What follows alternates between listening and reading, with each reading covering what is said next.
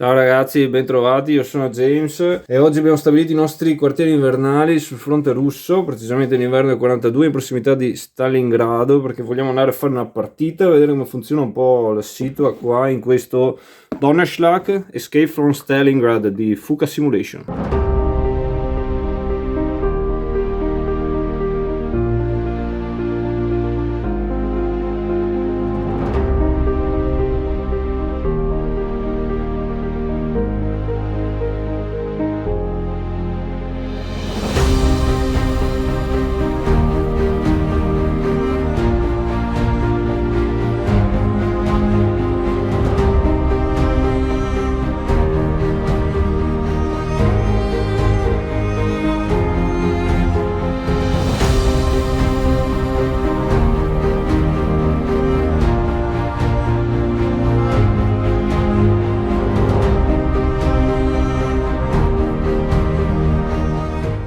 Bene, qua cominciamo subito con le robe serie, anche se non sono serio per niente. Vediamo qua gli ordini di battaglia. Cominciamo con i russi. Hanno praticamente la 51esima Army, che sono questi counter con lo sfondo giallo. Vediamo anche subito i counter come sono fatti, sono abbastanza dritti, simili in nature. Qua abbiamo le silhouette all'ultimo grido per i tank, però abbiamo anche quelle 2D per i conservatori. Ci sono solo due valori, la forza di combattimento e il movimento, quindi abbastanza super easy. Poi vediamo se uno di questi numeri è contornato di giallo, vuol dire che sono unità motorizzate, quindi possono contribuire insieme ai tank per fornire il bonus Combined Arms in combattimento, e oltretutto hanno qualche restrizione al movimento. Vediamo i tank, invece hanno il movimento contornato di rosso, che è questo pallino qui, per indicare che non possono attraversare i fiumi se non sui ponti, e qui che è mezzo rosso e mezzo giallo per dire che possono contribuire al bonus Combined Arms se combattono insieme a una motorizzata, quindi abbastanza intuitiva la cosa. Invece le unità di cavalleria e di fanteria sono tutte di bianco perché non forniscono bonus, ma non hanno neanche speciali limitazioni. Abbiamo qui in rosso la seconda Second Guards Army, sono queste con il sfondo rosso. Queste sono le unità che cominceranno in mappa. Notare, ci sono due quartieri generali, ma entreranno solo tramite carte perché i russi sono sempre in comando, quindi a differenza dei tedeschi che vediamo subito. Ci spostiamo qui, questi sono i tedeschi, vediamo subito le unità che cominciano in mappa. Abbiamo la sesta Panzer qua, questa azzurrina sopra, poi la 23esima, questa seconda linea, e poi un sacco di unità rumene. Abbiamo la motorizzata Popescu, questa qui con un po' bordino più scuretto sopra, e poi un po' di carnazza da tappo, da macello, una fanteria rumena, così insomma. Poi abbiamo questi due Stuk che inizieranno con la nostra formazione a piacere, resteranno con lei per il resto della partita, quindi poi andiamo a vedere un attimo. Per quanto riguarda i rinforzi invece vediamo che i russi, su questo riquadro qui, ne hanno a manetta. Al secondo turno entreranno questi due tank, poi al terzo entrerà questa formazione qui, perdonatemi ma io non so bene come si legga. Poi avranno al sesto turno ulteriore fanteria e una motorizzata, e al settimo turno un po' di roba più seria, dai. Mentre i tedeschi avranno rinforzi un solo turno, ma entrerà la 17esima Panzer, un rinforzo, una unità di tutto rispetto, dai. Altra cosa da notare, ogni formazione di tedeschi ha un quartiere generale. Aspetta, eccolo, uno qua, questo qui, vedete anche il Popescu qua, il suo, ognuno ha il suo. Perché? Perché il tedesco deve sempre fare il check di comando. Le unità per essere attivate devono trovarsi entro, per esempio qui, questo valore qui, 3 esagoni dal quartiere generale, altrimenti non può essere attivata. Mentre il russo non ha queste rotture di maroni qua, però come vedremo avrà le unità molto più sparse sulla mappa e sarà più difficile raggrupparle e ottimizzare il tutto. Ma adesso vediamo un attimo, le vediamo piazzate e facciamo avanti 2 ragionamenti. Eccoci qui, abbiamo piazzato tutto, come vedete i tedeschi partono da qui in giù, qui c'è la 6ª Panzer, un po' di fanteria rumena qui e qui c'è la 21ª Panzer e la cavalleria di Popescu, mentre i russi sono un po' più sparpagliati per la mappa, come vedete. Questo a simboleggiare un po' di disorganizzazione e sorpresa iniziale. Un po' stanno venendo giù, un po' stanno entrando, alcuni qui un po' in balia, però insomma che cercano di apprestare delle difese. Quindi all'inizio invece il tedesco bello compatto tenderà a dare due pugnazzi e sfruttare insomma l'effetto sorpresa. Parliamo subito delle condizioni di vittoria, perché qui vedete queste 3 letterone che sono come un pugno in un occhio. All'inizio di uno dei turni, questo è il contatore di turni, il tedesco dovrà chiamare Donnerschlag, che è la parola in codice per avviare il piano di evacuazione dell'armata, 6ª armata di Paulus intrappolata a Stalingrado, che dovrà quindi cercare di rompere l'accerchiamento e ricongiungersi con la forza di soccorso tedesca in una di queste 3 zone. Segretamente bisognerà scegliere una di queste 3 zone e porre un marker sopra. Vedete, questo è il retro dei marker, sono tutti uguali, però se girate, voilà, dammi, una sarà quella reale, quindi il russo non saprà niente delle nostre intenzioni. Si porranno qui i segnalini e per vincere bisognerà trovarsi esattamente 4 turni dopo da quando è stata chiamata Donnerschlag in quel luogo, con almeno un'unità in comando e in supply. Quindi in comando che è in grado di attivarsi, ovvero nel raggio del proprio quartiere generale, e in supply che potrà tracciare una linea di esagoni libera da unità o ISOC nemiche fino ad arrivare al bordo amico.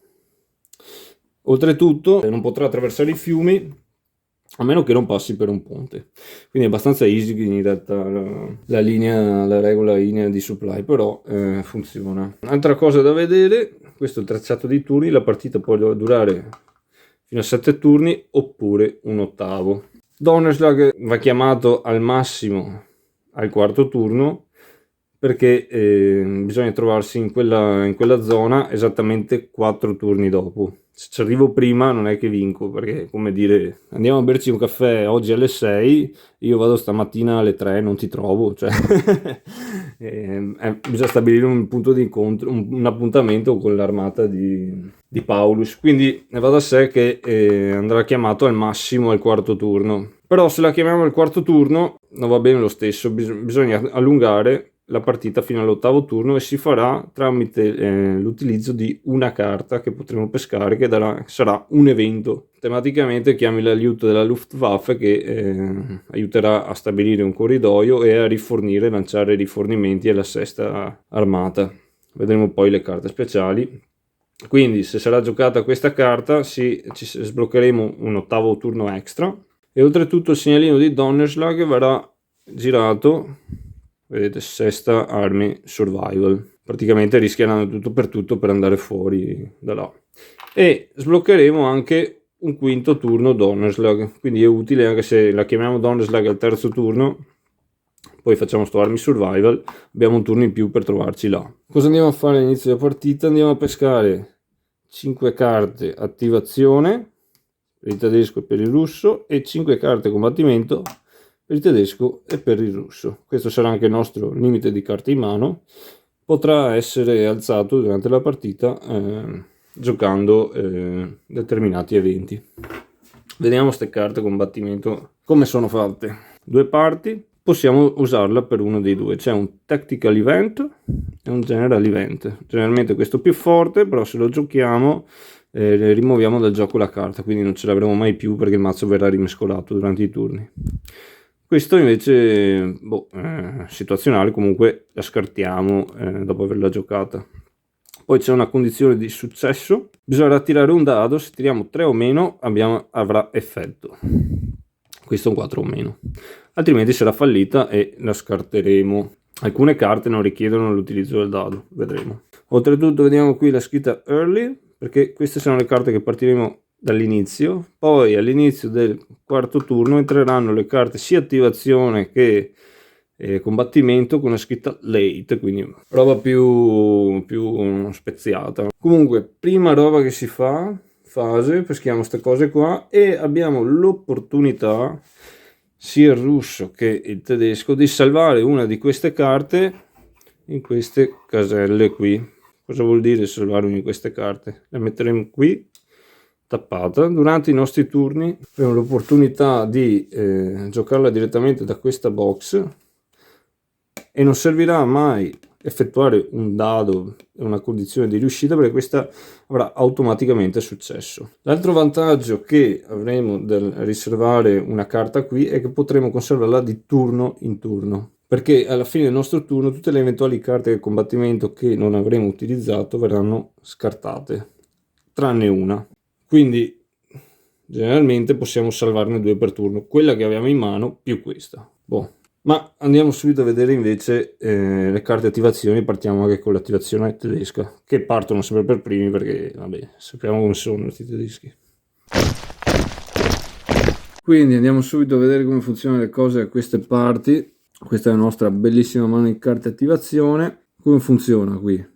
Per il tedesco è abbastanza semplice, perché ti dice cosa possiamo attivare. Quindi qua potremo attivare la 6ª divisione Panzer, che sono quelle blu qui. Questa Romanian Cavalry, qui c'è scritta la formazione, gruppo Popescu. Abbiamo qui la 23esima, scusate, eccola qua, la 23esima con il loro simboletto. Cosa facciamo qui? Beh, inizialmente intanto, non so se vi ricordate, abbiamo i nostri 2 Stug da assegnare una formazione. Metteremo qui con la 23esima Panzer e con la 6ª Panzer. Sono ubriaco perché qua ancora da Natale mi sa. Bene, a questo punto la andiamo anche ad attivare, quindi spendiamo la nostra cartina, vediamo qua se riusciamo a fare qualche schifezza. Allora, per prima cosa controlliamo il nostro quartier generale, che è qui il nostro headquarter. Vedete, raggio 4, quindi 1 2 3 4 3 1 2 2 1 2 3 4 sono tutti in comando. Quindi supply ce l'abbiamo perché siamo appena partiti, il nostro supply è proprio qui, e quindi vediamo, dai, facciamo il nostro peggio. Con loro cerchiamo di andare a sfondare qui, prendersi subito sto ponte, quindi facciamo 1 2 3 1 2 3 1 2 1 2 1 2 3 3. Il nostro headquarter lo mettiamo qui, mi raccomando, deve sempre finire il movimento su una strada. Le strade si dividono in principali e secondarie, ma sono una cosa di flavor, tutte alla fine di regolamento sono strade. Queste sono le ferrovie, anche queste sono strade alla fine del regolamento. E con questa andiamo a fare 1 2 1 2. Bene, cosa si fa dopo il movimento? Combattimento, signori. Quindi possiamo dichiarare quanti combattimenti vogliamo, ovviamente. Le unità devono essere adiacenti a quelle nemiche. Quindi partiamo con questo. Come si fa un combattimento? Super semplice. Si calcola il rapporto di forza. Quindi contiamo quella dell'avversario, 1. Contiamo la nostra, 1, 2, 3, 4, 5, 6, 7, 8, 9, 10, 11, 12. Quindi 12 sta a 1 quanto? È un 12 a 1 praticamente. Poverino. E non ci fermiamo qui, perché abbiamo un tank che sta attaccando, quindi questo ci dà un shift. Cosa vuol dire? Portiamo in là il rapporto di 1, quindi sarebbe un 13 a 1. In più abbiamo una motorizzata con un tank che attaccano, e quindi un altro shift, sarebbe un 14 a 1. Poverina sta qua, non so neanche cosa posso fare. Oltre a questo potremmo giocare una carta combattimento. Ora non lo faremo perché ovviamente qua sarebbe buttata via la carta. Ma vedete le carte come sono fatte. Questa potrebbe darci uno shift se abbiamo successo nel dado. Oppure ci sono carte, per esempio questa, ci dice tirate 2 dadi per risolvere il combattimento, poi scegliamo noi quello che ci piace di più, roba del genere. Potrebbe giocare anche il russo, poi possiamo andare avanti a giocare carte finché uno dice vabbè, tutti e due dicono vabbè, ci siamo stufati. In questo caso il tedesco non la farà perché l'apporto di combattimento è idilliaco e il russo l'ha già vista come spacciata quella povera unità di cavalleria, quindi boom, andiamo a tirare il nostro dado, un bel 5. Prendiamo la nostra tabella come funziona. E qui abbiamo i rapporti di forza, arriviamo massimo a 7-1, quindi la stiamo polverizzando quella poverina. E qui dado che tireremo, abbiamo tirato un 5, sarebbe 3 DR. Cosa vuol dire? Intanto DR sarebbe Defensor Retreat, il 3 invece sarebbe i colpi che subisce, le ferite che subisce. Praticamente potrei dare fuoco al segnalino. Vediamo le altre cose che potrebbero succedere. L'unità potrebbe anche solo ritirarsi, o addirittura l'attaccante potrebbe dover ritirarsi o magari subire 1A, una perdita, oppure 1AR, una perdita, ed è ritirarsi. In più vedete queste due colonne qua evidenziate di rosso. Cosa vuol dire? Se il tedesco tira un 1 per risolvere il combattimento, il russo pesca un rinforzo, serve una Soviet Ad Hoc Infantry Reinforcement. Prende una tazzina qua Mega Power, si pesca e praticamente potrà piazzare una fanteria. Però potrebbe anche beccare uno Snafu Marker. Cosa vuol dire? Che non succede un cavolo e praticamente si è mangiato il rinforzo. Invece, quando il russo tirerà, semmai attaccherà e tirerà un 6, il tedesco pescherà anche lui un rinforzo, che sarebbe una Nexus Alarm Gruppe. Stesso della roba, si prende un'altra tazzina Mega Power e si pesca. E anche lì potrebbe esserci un segnalino Snafu, che sarebbe un vuoto. Niente di che, i rinforzi dove si piazzano o staccati con un'unità o adiacente ad essa. Basta che non si trovi a contatto con un'unità nemica o nella sua ISOC. Mi sono accorto che non abbiamo parlato del limite di stacking, ma sto dando robe per scontato perché è davvero semplice sto gioco. Il limite di stacking è 2 per casella, a meno che non ci sia questo simbolo qui sul quartiere generale che è a sinistra della freccina in centro, vedete quel più con quelle robe sopra il 4, ok, quello è il simbolo di free stacking, cioè non incide nel limite di stacking e nell'esagono in cui si trova. Benissimo amici, qua andiamo a fare il nostro secondo combattimento. Abbiamo un 1, 2, 3, 4, 5 contro il 2 di questa fanteria russa. Attenzione, la fanteria russa si trova sopra una stazione del treno e un piccolissimo villaggetto. Questo cosa vuol dire? Che avremmo un malus di -1 al tiro del dado nella risoluzione del combattimento. Approfitto per andare a parlare dei terreni. Vediamo qui, abbiamo il clear, non abbiamo nessuna rottura. Minor Village Train Station, come in questo caso, ha un -1 al tiro di dado. C'è una town che ha un -2 e ci verrà annullato il bonus dei tank. Poi c'è una city, verrà dimezzato il valore di attacco e i bonus del tank in attacco e il bonus di combined arms sia dei difensori che dell'attaccante è annullato, e poi così via, insomma, dai. Quindi tornando a noi, siamo un 2-1, ma un 3-1 perché abbiamo un tank in attacco e il tedesco gioca questa carta qui per il tactical event, quindi cerca di fare un altro shift e così viene un po' di strizza, quindi tira, fa un bel 4, quindi ha effetto, e questa la scartiamo. Il russo cosa dice? Ma non ha tante robe, però vuole rendere un po' la vita difficile al tedesco, rallentare quantomeno, e dice prova a giocarmi questa, tira un 2, quindi tu tiri 2 dadi, scelgo io il risultato all'inizio del combattimento.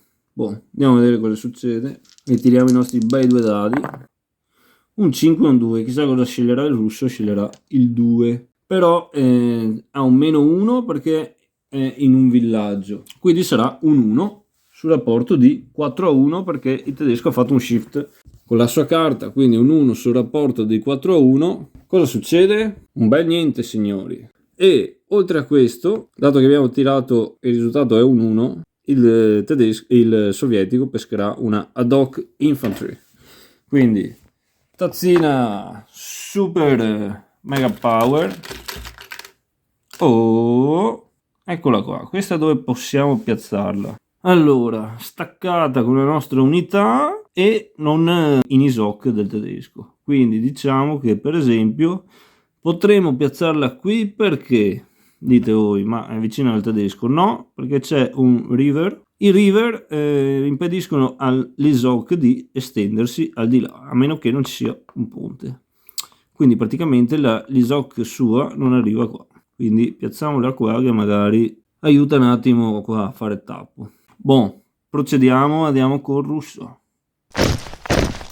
Bene, eccoci qua col russo. Adesso toccherà al russo giocare una carta. Vediamo anche la leggera differenza di carte attivazione del russo. Le opzioni del russo generalmente sono da 2 a 3, mentre il tedesco ne ha da 1 a 2. Cosa vuol dire questa carta? Potrà attivare tutte le unità con la banda blu o del Second Guards Army, cioè quelle con lo sfondo rosso, o della 51esima armata, cioè quelle con lo sfondo giallo. Vediamo subito, per esempio, se decidesse di attivare le unità della Second Guards Army, questa sarebbe una di quelle attivabili perché vedete la striscetta blu al centro. Queste sono attivabili nonostante la formazione. La formazione si legge, abbiamo l'aiuto della striscia sopra, qua celestina, turchese, in più c'è il nome della formazione in centro, questa è l'87. Quindi in questo caso magari diciamo attiviamo tutte quelle con la banda blu con lo sfondo rosso, vedete lo sfondo tutto rosso questa qua. Quindi anche di diverse formazioni, ma solo quelle con la banda blu. Altra opzione, altro tipo di carta, intanto vediamo, cioè come questa abbiamo la stessa opzione però quelle con la banda rossa oppure quelle con la banda verde, quindi vedete che è un sistema di attivazione però che ci permette di muovere gente più frastagliata in giro per la mappa, quindi va da sé che magari per avere una roba più organizzata bisogna prima raggrupparle in un certo modo, portarle giù e vedere un attimo come vanno le robe. Poi altro tipo di carta che ha il russo è le unità di un colore di una delle due armate, però quello che vogliamo, cioè come prima ma quello che vogliamo, il grigio è qualsiasi, cioè banda blu, rossa, gialla, bla bla bla, di una delle due armi, oppure tutte le unità di una formazione che vogliamo. Riprendiamo ancora questa di prima, quindi magari attiviamo tutte quelle dell'87esima che hanno anche la banda turchese sopra qui. Quindi questa è un'opzione che ci permette di fare robe più specifiche che assomiglia più a quella tedesca. Un po' di scelte, adesso vediamo un attimo perché non so se è quello che vogliamo fare, magari il russo cercherà di o ritirare gente per non farla macinare o fare tappo così sacrificando in modo eroico qualcosa tanto per rallentare un attimo la marcia, oppure portare giù gente o gestire un attimo, distribuire questa gente qua per magari approntare una difesa più seria lungo questo fiume qua che è il Aksai, o magari portare giù gente qua da in alto che insomma anche quella ci mette un po' ad arrivare. Una roba per il movimento: se noi muoviamo per le strade il movimento si svolge tutto su esagoni di strada dal punto di partenza al punto di arrivo, possiamo muovere una casella in più. Usiamo questa carta e andiamo a scegliere tutte le unità di una formazione. In questo caso sceglieremo la 13T, quindi tutti questi signorini qua col bordo nero. A fare i nostri movimenti. Una cosa da precisare: se il movimento viene effettuato interamente su esagoni in cui sono presenti strade, qualsiasi tipo, ferrovie, minori o principali, si può muovere una casella, un esagono aggiuntivo. Altra limitazione nel movimento: non si possono attraversare i fiumi a meno che le unità non siano di fanteria, mentre quelle motorizzate possono attraversarlo solo se cominciano il movimento in un esagono adiacente e lo finiscono in quello immediatamente al di là del fiume, mentre i carri armati non possono mai attraversare un fiume se non in prossimità di ponti. I ponti, che sono questi simbolini qua neri, annullano tutti gli effetti dei fiumi, quindi zona di controllo, malus di combattimento, malus di movimento. Quindi andiamo a muovere nostra gente, tipo questa roba qua la portiamo in posti più utili, direi. Quindi vediamo, qui c'è una città, qui c'è un'altra città, Zutov potrebbe essere una roba più indicata per prestare una difesa, oppure la portiamo qui, ci attestiamo su questo fiume. 1, 2, 3, 4, 5 al momento. E vedete qui 1, 2, 3, 4, 5, 1, 2, 3, 4, 5, questo a 6, 1, 2, 3, 4, 5, 6, 1, 2, 3, 4, intanto, ecco, abbiamo fatto l'attivazione snella, abbastanza.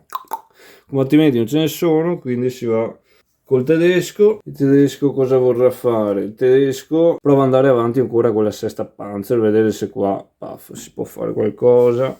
Quindi controlliamo se siamo in comando. Qui c'è il quartiere generale, avete notato prima i russi non hanno bisogno di attivare il comando, e continuiamo qua. Dai, allora questi sono in raggio. Qui per esempio può fare 1, qui c'è il fiume, 2, 2, qui farà 1, farà 1, 1, e qui farà 1, 2, 3, e qui farà così, anzi questa farà 1, 2. Quindi procederemo al combattimento. Ci sarà questo combattimento qui, se vogliamo attaccare. Loro attaccheranno al di là del fiume perché sono motorizzate, un tank non avrebbe potuto.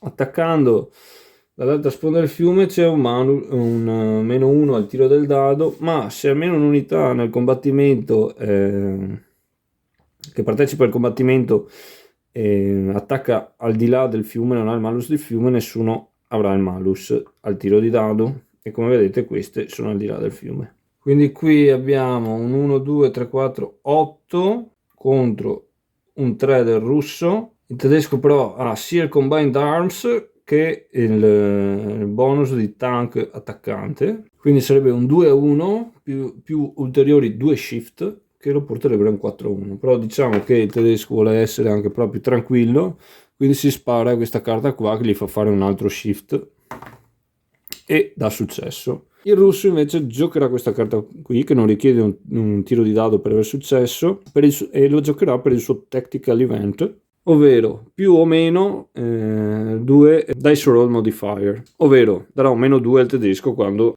tirerà il dado per risolvere il combattimento.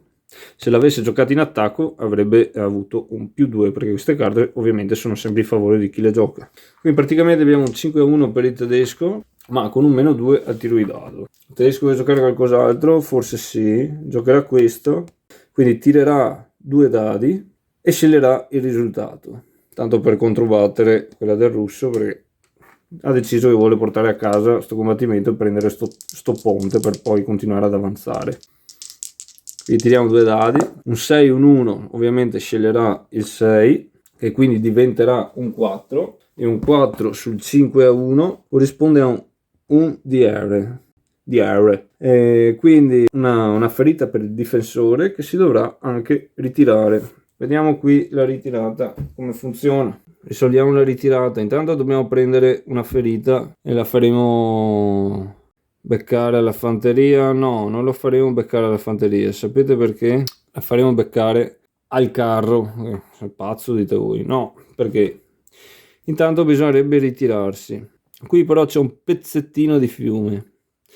Si può ritirarsi al di là di un fiume, però bisogna cominciare la ritirata adiacente ad esso, e fin qua ci siamo. Il fatto è che i tank non possono muoversi attraverso i fiumi, quindi il tank sarebbe stato costretto a ritirarsi qui.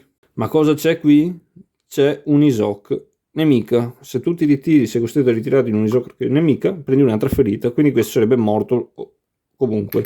Quindi decidiamo di dare la ferita al tank e ritiriamo invece la fanteria al di là del fiume, in modo che perché essa può farlo, la fanteria non ha restrizioni di questo tipo di movimento e quindi almeno quella resta in vita.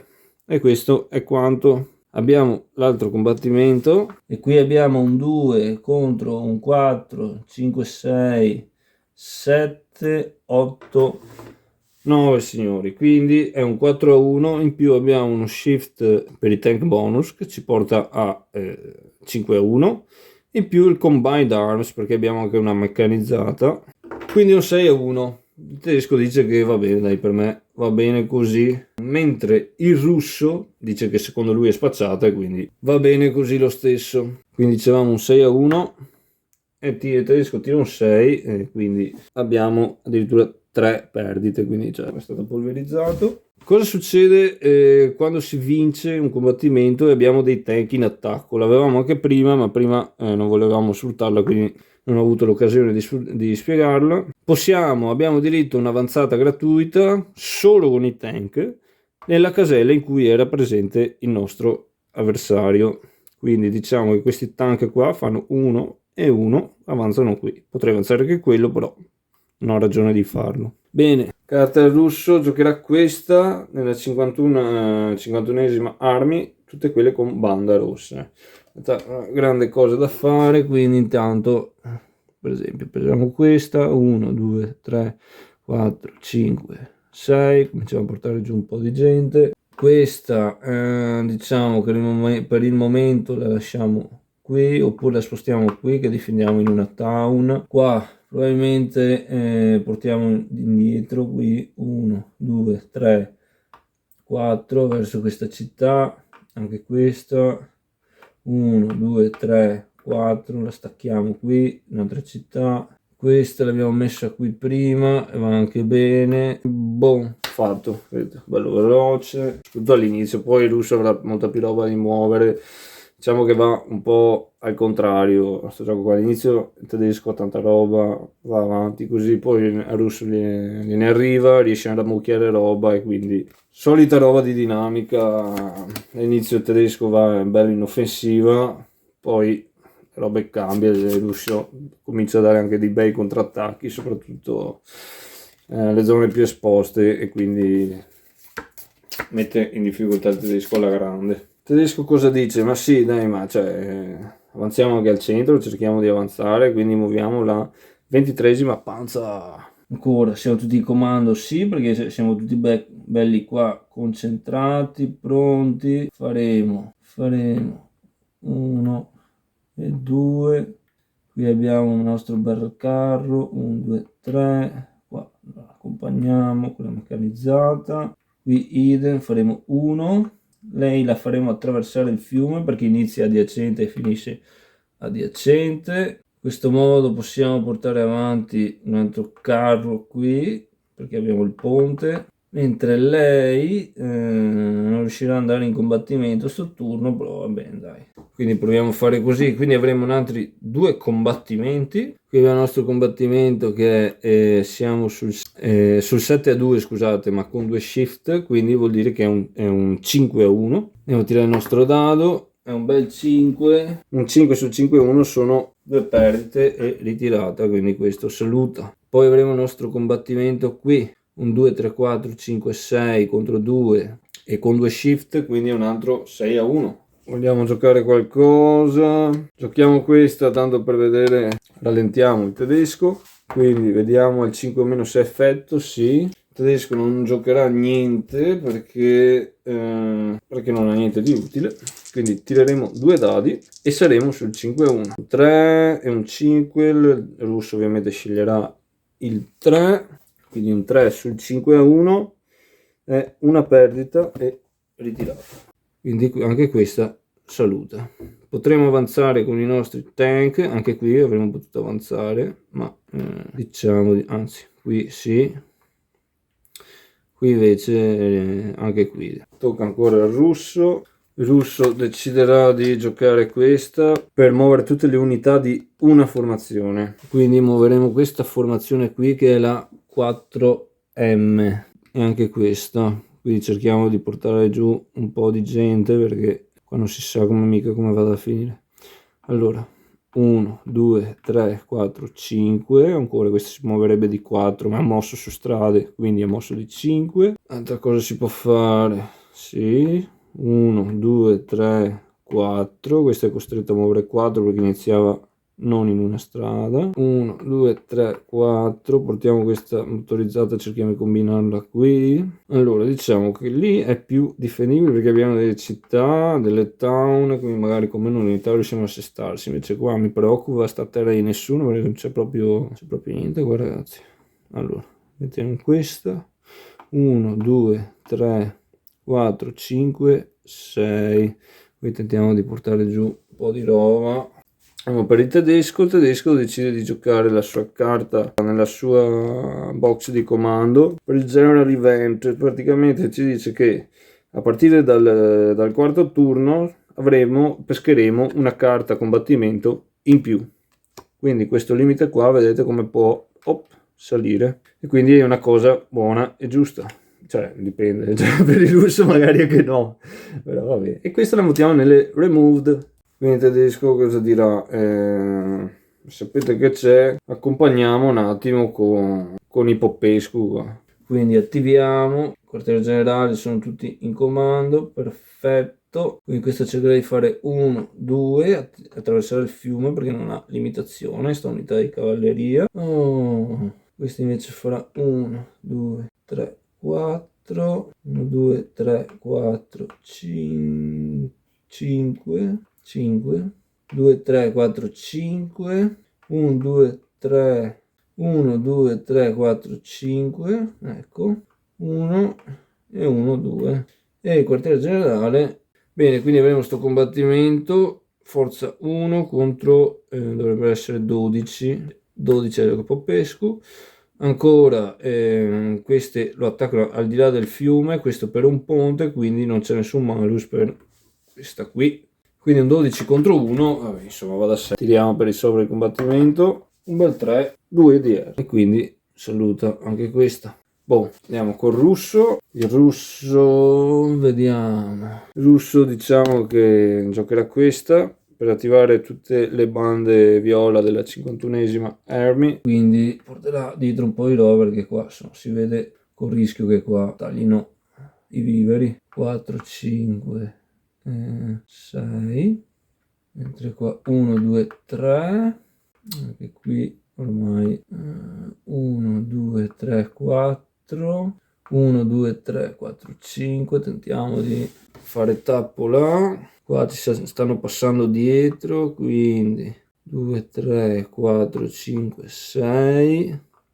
1, 2, 3, 4, vediamo se riusciamo a fare qualcosa di... E ancora bande viola, abbiamo questa meccanizzata, 1, 2, 3, 4, 5 e così è. Il tedesco all'ultima cara attivazione attiverà la 23esima Panzer, quindi vedete, cioè, in realtà ogni partita è diversa perché le carte di attivazione non sono mai le stesse, e quindi si svilupperà sempre in modo diverso l'ordine di attivazione delle proprie unità, e anche magari una partita avrete solo carte di attivazione di questa zona qui, quindi spingerete la grande qua, oppure magari all'inizio per assurdo avrete più carte dei rumeni, quindi cercherete di fare tappo e prepararvi bene la sponda, perché poi sui turni successivi di conseguenza avrete tante carte Panzer, quindi poi bam, andate dritto per dritto. E anche i movimenti del russo sono un po' di conseguenza. Comunque il russo all'inizio è solo un attimo di difesa, organizzazione e prendere tempo, mentre per il tedesco vivrà con l'ansia perché deve fare in fretta. Però vedete, non è che ci siamo mossi tanto, è passato un turno, dobbiamo arrivare là, abbiamo fatto 10 km perché un esagono è 4 km. Interessante. Comunque giocherà questa, guardate il russo cosa fa dalla sua stavka. Ho trovato questa carta interessante, automaticamente successo, la rimuoviamo dal gioco dopo averla giocata, e la movement allowance del nemico è dimezzata per questa attivazione, quindi capite che qua non è facile correre. Comunque abbiamo la nostra sesta Panzer qui, il nostro quartiere generale era dov'era? Qui, sì. Diamo altro dettaglio per il raggio di comando. questo può passare attraverso qualsiasi casella, fiume, bla bla bla, unità nemiche, isocrona, cosa, si contano sugli esagoni. Comunque, movimento dimezzato, faremo 1, 2, ovviamente dimezzato per difetto, però può fare 3 perché siamo in una strada, e questa farà 1, 2, 3 uguale perché siamo in una strada. Qui questa farà 1, 2, no, questa farà 1, questa farà 1, 1, dobbiamo comunque fermarci perché siamo entrati in un ISOC, e questa farà 1, 2, 3 perché siamo in una strada. Poi abbiamo simpatiche amiche qui e faranno 1, 2 e 1, 2. Eccoci qua, facciamo il combattimento. Siamo 1000 a 1, 12 a 1, rapporti 6 a 1 con anche i shift, vabbè, insomma. Andata, tiriamo, è un 3, 2 DR, quindi anche questo saluta. Possiamo avanzare con i Panzer, eccoci là, ultima carta del russo, bande verdi, quindi portiamo indietro per esempio questa, 1, 2, 3, 4, 5, 6. Potremmo muovere anche questa, ma l'abbiamo portata lì prima, potrebbe andarci bene lì, oppure muoviamo per prendere qua, 1, 2, 3, 4, 5, anche questa qui viene tagliata fuori, facciamo 1, 2, 3, 4, 5, 6, e abbiamo questo carro armato qui, ma per il momento va bene così. Per il russo siamo anche a posto, vedete che è abbastanza snella la cosa. Bene, abbiamo finito il turno. Cosa si fa alla fine del turno? Abbastanza semplice. Se fosse stata dichiarata la Donnerschlag, si muoverebbe alla fine del turno, quindi capite che anche il turno stesso in cui viene chiamata. Va da sé che la potremo chiamare al terzo turno, e il terzo turno, alla fine del terzo turno si muoverà di 1, e poi sempre alla fine del turno si muoverà anche il coso del turno, quindi alla fine del terzo farà 1, fine del quarto farà 1, fine del quinto 1, alla fine del settimo saremo sul 4, quindi è l'ultima finestra. Se invece la chiamiamo al quarto, dovremo trovare la carta di late game che è la Luftflotte. Questo sbloccherà l'ottavo turno e anche il quinto turno di Donnerschlag, che se l'avessimo chiamata al terzo avremmo avuto un turno in più per andare qui e provare a vincere. Se l'avessimo chiamata al quarto invece con questa carta qua possiamo arrivare all'8 e quindi avere il nostro quarto punto per essere nel punto di inizio. Va da sé che al quinto turno è impossibile vincere se non avete ancora chiamato Donnerschlag. L'ultima finestra è il quarto, trovando quella carta il turno dopo. Però non è che è impossibile trovarla. All'inizio del primo turno noi non l'abbiamo fatto perché volevo un attimo essere più easy, e all'inizio del quarto turno potremmo scegliere una carta del nostro carta di mazzi 20 combattimento qui e mettercela in mano. Quindi sappiamo che se non abbiamo ancora chiamata all'inizio del quarto, andiamo subito a cercarci la carta, la Luftflotte, per essere sicuri di poter vincere. Ecco, quindi sì, diciamo, c'è qualche culo, pesco sti eventi, non li pesco, bla bla bla, mi è andata bene, mi è andata male, in realtà tutti sono utili, e poi hai tutti gli strumenti anche per paglieggiare un attimo la sfiga, così. Un'altra cosa che non abbiamo visto, parlato, questo simpatico segnalino qui, Schlachtenglück, questo ci permette di mitigare per esempio il tiro del dado. Utilizzandolo, spendendolo, possiamo ritirare un nostro dado oppure scartare una carta combattimento o attivazione e pescarne un'altra. Espediente, dato utilizzato, questo passa al russo. Quando il russo lo utilizza ripassa a noi, comunque ai tedeschi. Comunque all'inizio del turno questo passa in automatico al tedesco. Andiamo a vedere, a concludere il nostro turno, quindi andremo mettiamo questo il turno 2, il Donnerschlag non è stato chiamato, quindi non si avanza. La prima cosa che si fa il turno dopo, si vanno a piazzare i rinforzi. Al secondo turno al russo arrivano questi due carri armati qui e ci dice dove possiamo metterli, quindi entreranno dall'ex 914 che è qui con tanto di freccina, e possono entrare in un esagono che è collegato da strade principali o secondarie o da ferrovie al punto di incontro. questo percorso può essere stoppato solo da aree di controllo nemiche o da unità nemiche. Quindi da qua possiamo andare a fare il nostro percorso, bla bla bla, e per esempio piazzarli qua, andarli a mettere qua e qua. Questo è come vengono piazzati i rinforzi. Un altro punto di ingresso rinforzi sarà questo. Dov'è? Ecco qua. Per il tedesco entreranno qua. Il tedesco ce li avrà solo al quarto turno. Il russo invece, come vedete, è una marea. E non ci sono solo quei rinforzi là, perché ogni unità di fanteria, di quelle eliminate, noi le rimettiamo là, vabbè, insomma, può essere ricostituita con carne fresca e riportata continuamente in gioco, perché il russo ha un sacco di carte che permette di portarne in gioco una o due. Quindi vedete voi, il tedesco non ha queste robe qua. E già la proporzione di numero di robe in campo è a gran sfavore del tedesco, che però ha una qualità media superiore, soprattutto sono tutte compatte e ben organizzate. Il russo però ne ha davvero tante. Per il tedesco sarà veramente difficile arrivare qui e tenere sui fianchi e il retro. Non ha abbastanza truppe, è veramente uno sforzo, e si avvertirà proprio la sensazione di arrivare qui e proprio aspettare, tipo tenere duro finché l'armata da Stalingrado non arrivi, cioè tipo dai ragazzi, dai fatecela, siamo qua che teniamo, però è veramente, si rischia il fallimento da un momento all'altro, che è quello che a fine è successo. Sono stati costretti a ritirarsi perché veramente è overestesa la supply line, e comunque le forze russe sono soverchianti. Come russi invece si avrà proprio la sensazione di dire qua, questi qua com'è che li fermo, perché ti entrano dentro, cioè abbastanza volentieri.